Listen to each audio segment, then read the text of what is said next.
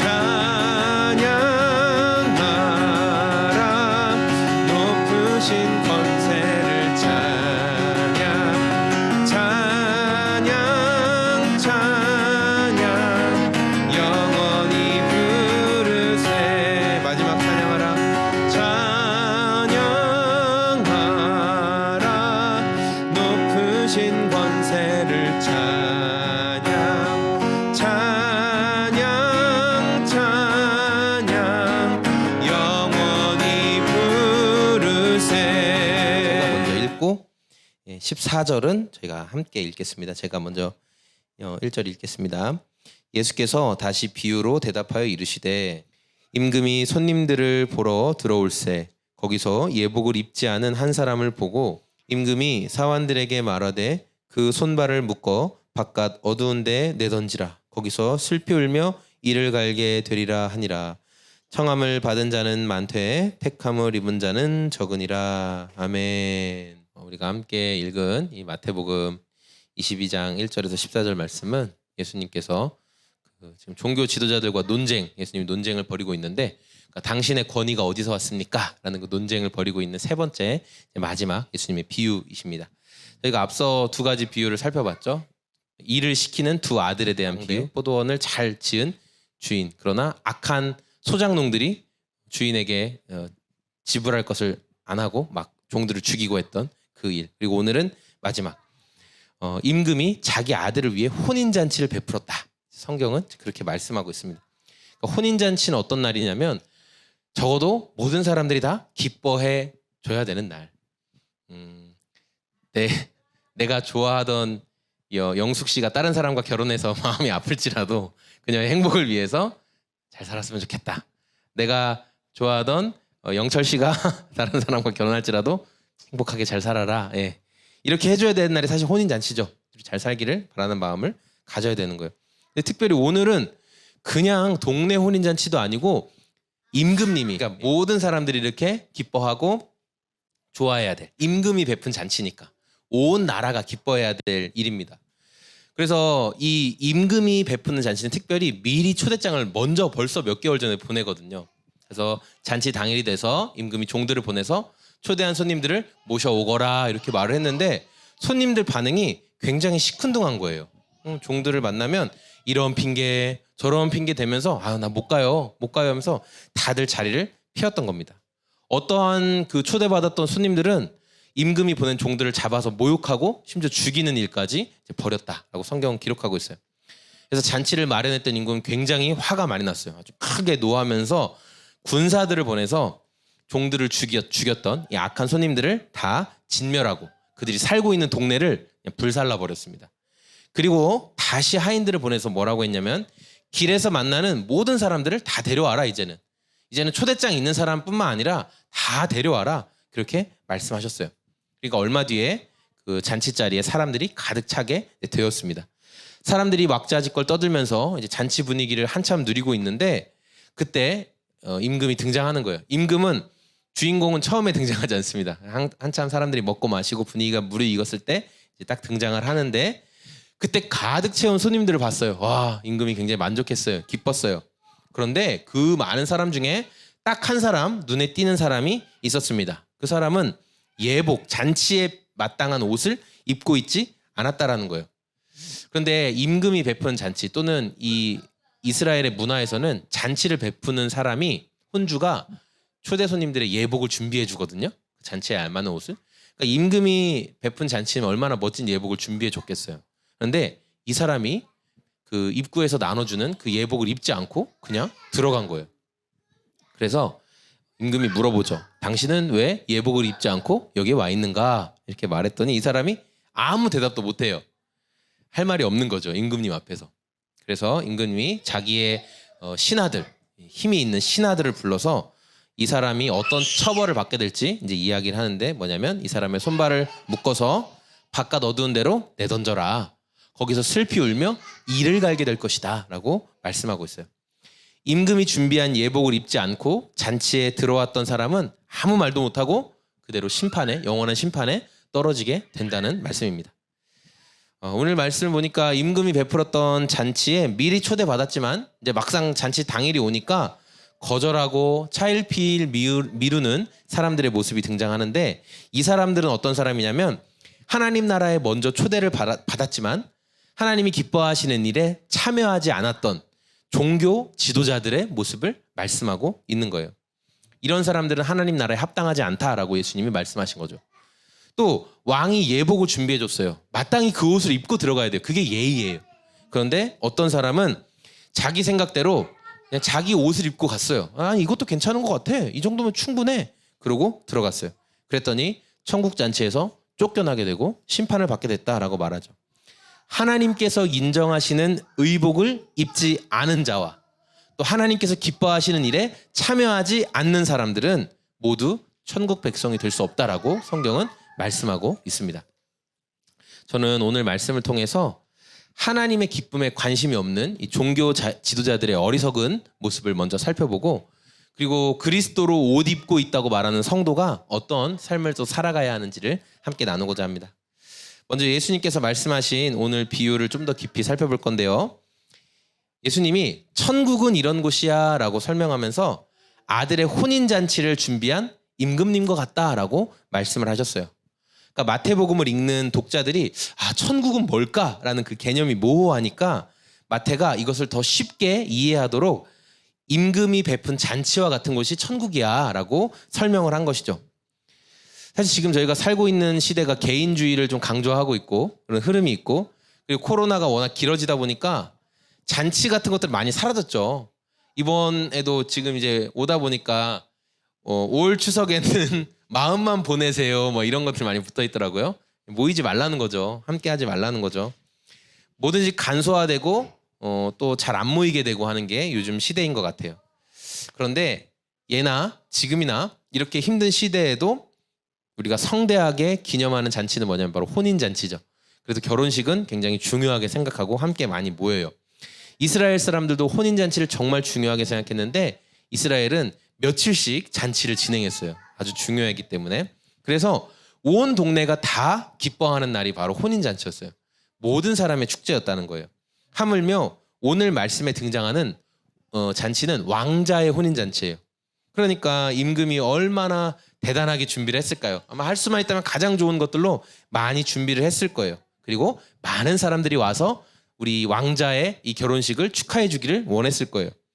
3절부터 5절 말씀에 보니까 혼인잔치에 이제 먼저 초대받은 사람들의 모습이 기록되어 있는데, 저희 5절 말씀 같이 한번 읽어보겠습니다. 시작. 이 왕이 베푸는 잔치는 미리 이미 수개월 전에 초대장을 보냈는데, 사람들이 먼저 이 앞에 나온 사람들은 먼저 잔치에 참여 초대장을 받았다라는 것을 알 수 있어요. 근데 성경은 이 사람들의 모습을 뭐라고 말하냐면 잔치에 오기를 싫어했다 이렇게 말씀을 하고 있죠. 각자 뭐 다양한 이유로 잔치를 거절해요. 뭐 사업을 하러 가야 되고 뭘 하러 가야 되고 밭을 돌봐야 되고 막 이러면서 다 피해요.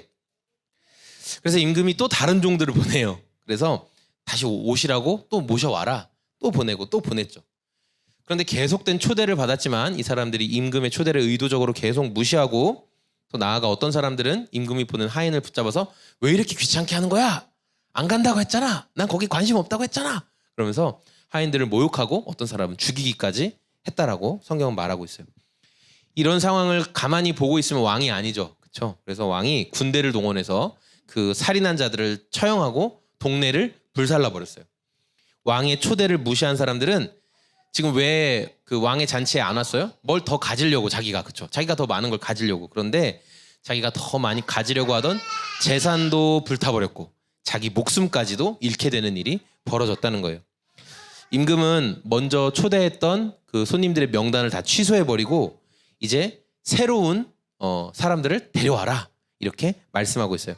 그래서 하인들이 성 밖으로 나가서 사람들이 왕래하는 가장 큰 길 거기에 서서 아무 사람이나 다 초대해요. 그러니까 이방인도 초대하고 유대인도 초대하고 다 초대하는 거예요. 이 말씀은 뭐냐면 이제 하나님 나라의 백성이 되는 것은 내가 유대인이라는 혈통 때문에 하나님 나라의 백성이 된다는 게 아니에요. 이방인이라도 하나님의 초대에 반응해서 나아가면 하나님의 백성이 된다라는 예수님의 말씀이었던 거죠. 유대인들은 어떤 착각에 빠져 있었냐면 우리는 선민, 선택받은 민족이니까 우리만 구원받아라고 생각했는데 예수님이 그것은 지독한 착각이야 라고 말씀을 하시는 거죠. 그들은 선택받았어요. 율법을 받았어요. 하나님께 먼저 초대장을 받은 거예요. 그런데 임금이신 하나님의 뜻과는 상관없는 삶을 살았어요. 하나님이 기뻐하시는 일에 동참하지 않았다라는 거예요. 그래서 하나님께서 초대 명단을 이제 바꾸세요. 저와 여러분에게도 오늘 주님이 말씀하시죠. 우리가 이 예배 자리에 나왔다라는 것은 사실 하나님의 초대장을 받은 거거든요. 잔치의 초대장을 받은 거예요. 그런데 우리 삶에서 이 초대장을 받은 기쁨이 있나? 우리가 그 생활하다 보면 굉장히 지위가 있는 사람이 나를 어떤 곳에 초대했다면 참 기쁠 거예요. 아마 막 사진 찍어서 올리고 와 예를 들어 와 청와대에서 나를 초대했어 오찬에 초대합니다 그러면 얼마나 좋아하겠어요. 예, 기쁨이 있겠죠. 그날만 기다릴 거예요. 오 내가 저때 꼭 가야지. 가장 좋은 옷을 입고 가야지. 그런데 오늘 우리가 그런 하나님의 초대를 받았음에도 불구하고 그냥 어쩔 수 없이 매일매일 괴롭고 아이들이 저렇게 난리치는 것을 보면 괴롭고 왜 그럴까 이런 마음이 있고 우리의 삶이 그렇지 않냐는 거예요. 살아가는 순간이 너무너무 분주하고 우리 손으로 붙잡아야 될 것이 많아서 임금님이 보낸 초대장을 받고 와 내가 구원받았구나 내가 하나님의 초대를 받았구나라는 그 기쁨이 우리 기억 저편으로 사라진 것은 아닌지 우리가 삶을 좀 돌아봐야겠다는 거예요. 우리 11절 말씀 같이 한번 읽어보겠습니다. 시작. 임금이 손님들을 보러 들어올새 거기서 예복을 입지 않은 한 사람을 보고 아멘. 오늘 말씀에 어떤 좀 특별한 한 사람이 등장하긴 하는데 이 사람은 잔치에 지금 참여를 했어요. 잔치 자리 들어와 있죠. 그런데 다른 사람들과 달리 예복을 입지 않았다는 거예요. 의상이 특별했어요. 잔치에 참여할 때는 혼주가 마련해주는 예복을 입는 것이 그 당시에 당연한 문화였어요. 혼주는 그 일들을 했어요. 자, 그런데 임금이 준비하는 예복, 이것은 기존의 어떤 평범한 사람들이 준비하는 예복보다 훨씬 멋지겠죠. 너무나 아름답고 그런 예복을 임금이 다 준비해줬어요. 손님 숫자에 맞게 전부 다 준비를 해줬는데 이 사람은 예복을 입지 않고 자기 마음대로 들어왔던 거예요. 그런데 임금이 오기 전까지요, 그 혼인 잔치에 있던 사람들이 막 웃고 함께 떠들면서 이 사람한테 근데 왜 당신은 예복을 안 입었어요? 라고 물어보지 않았어요. 이 사람이 입고 있는 옷이 잔치 예복과 좀 비슷했나 봐요. 디자인이든 뭐든 비슷했던 것 같아요.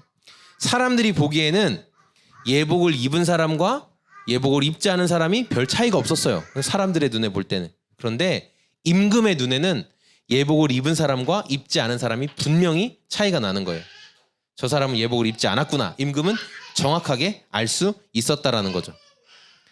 임금이 준비해둔 예복을 무시하고 자기 생각대로 행동하며 지금 잔치 자리까지 나온 거예요.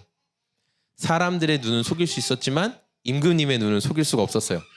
아마 본인도 이 정도면 괜찮아. 이 옷 정도면 깔끔하고 아마 좋게 생각할 거야.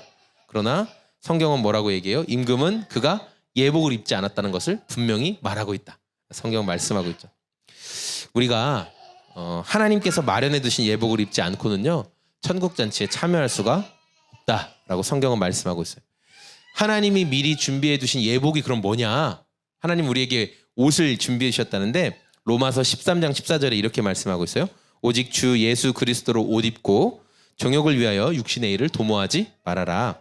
갈라디아서 3장 27절 누구든지 그리스도와 합하기 위하여 침례를 받은 자는 그리스도로 옷 입었느니라.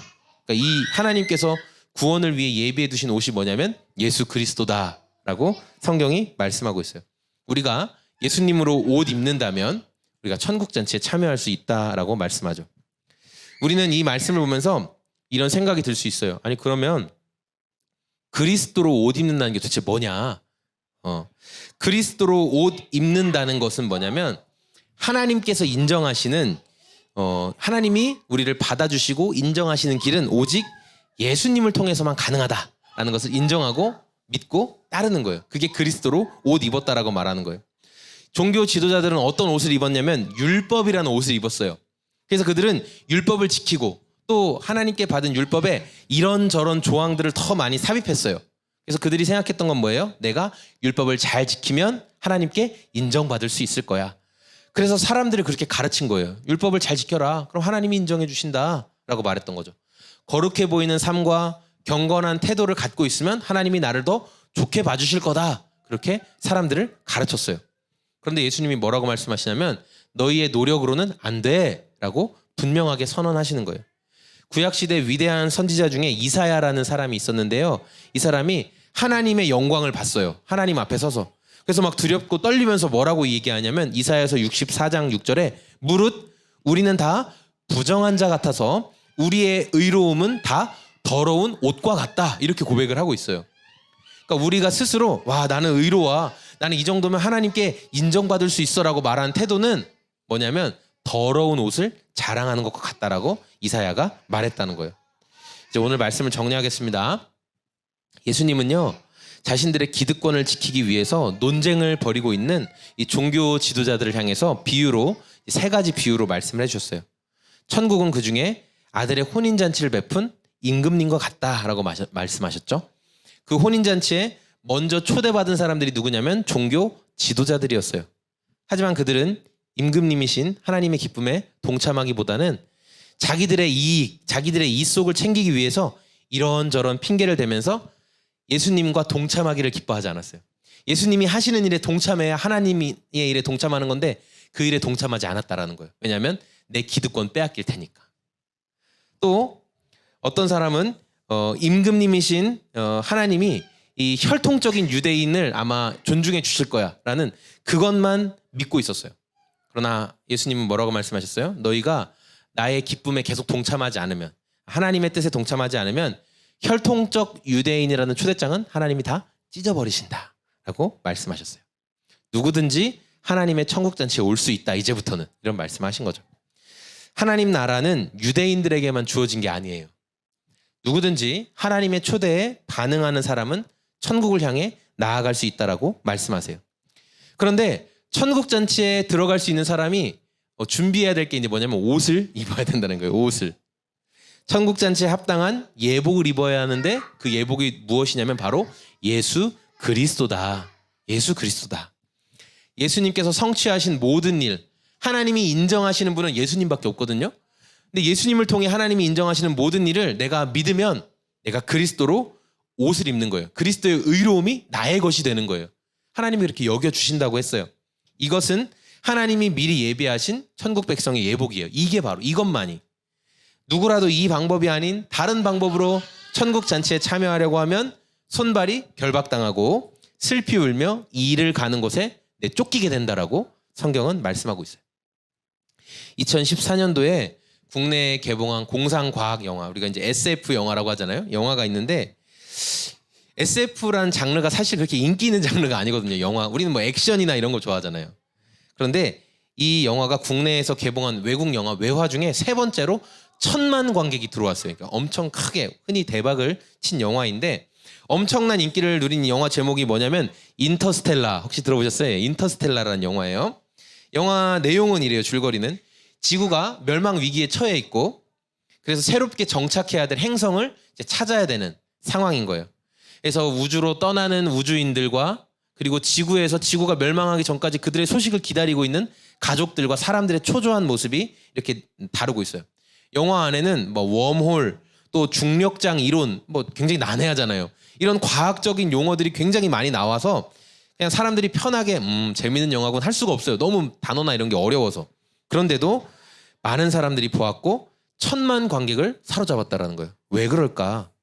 인터스텔라가 왜 1,000만 관객을 사로잡았을까? 그 이유가 뭐냐면 지구 멸망이라는 절망적인 상황이죠. 절망적인 상황 속에서 희망을 찾기 위해서 애쓰는 사람들, 그리고 서로 변함없는 사랑으로 서로를 붙잡아주는 시공간을 초월하는 사랑이 있다라는 그 주제를 영화 안에서 다루고 있기 때문에 많은 사람들이 참 명작이다라고 꼽는 영화가 되었다는 거예요.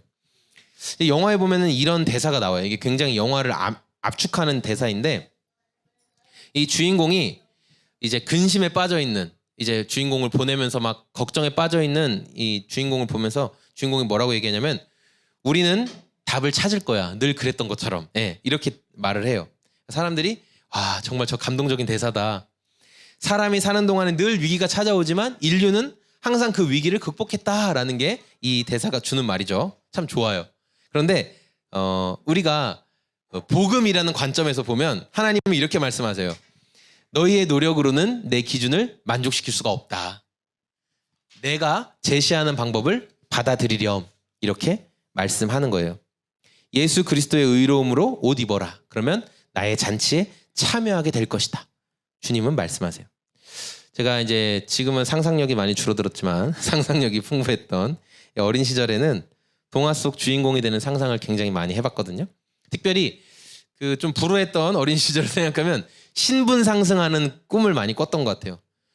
대표적인 신분 상승의 이야기로는 국내용은 콩쥐팥쥐가 있고 해외용은 이제 신데렐라가 있죠. 대표적인 신분 상승 이야기예요.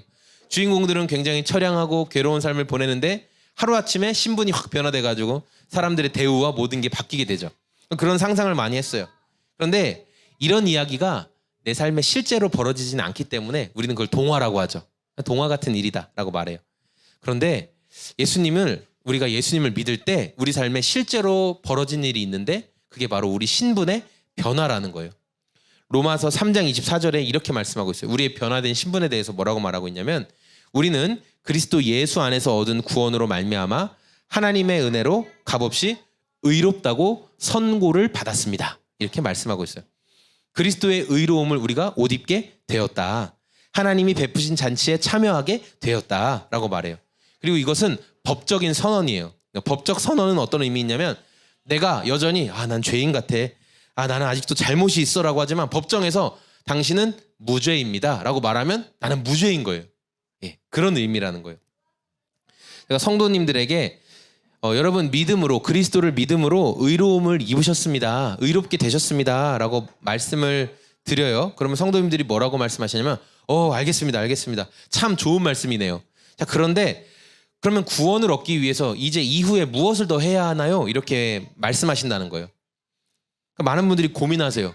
그리스도의 의로움을 입었다. 내가 그것은 들었어.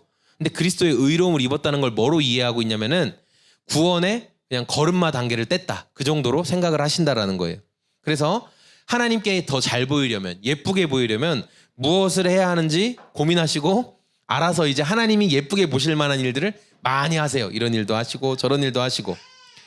그래서 하나님은 오늘 저같이 부족한 사람을 목사로 부르셔서 하나님의 말씀을 다시 해주시는 것 같아요. 구원을 얻기 위해서 사람 편에서 하는 노력, 어떤 방식도 하나님께 인정받지 못한다라고 성경은 말씀하고 있어요. 하나님이 사람의 의로움을 판단하는 기준은 하나님이 친히 마련해 두신 예복, 즉 그리스도로 옷 입고 있는지 아닌지로 하나님 결정하신다는 거예요. 그리스도로 옷 입고 있느냐 아니면 자기 의로 옷 입고 있느냐. 하나님이 두 가지만 보시는 거예요. 예수님을 나의 구원자와 주님으로 영접하셨습니까? 그렇다면 지금 그리스도로 옷 입고 계신 거예요. 그러면 이제 여러분 이렇게 살아가시면 돼요. 뭐냐면 오늘 말씀 제목이 옷 자랑이거든요. 옷 자랑. 옷 자랑이에요. 내 삶 속에서 내가 그리스도로 옷 입고 있다는 것을 드러내시면 되는 거예요. 이제부터는.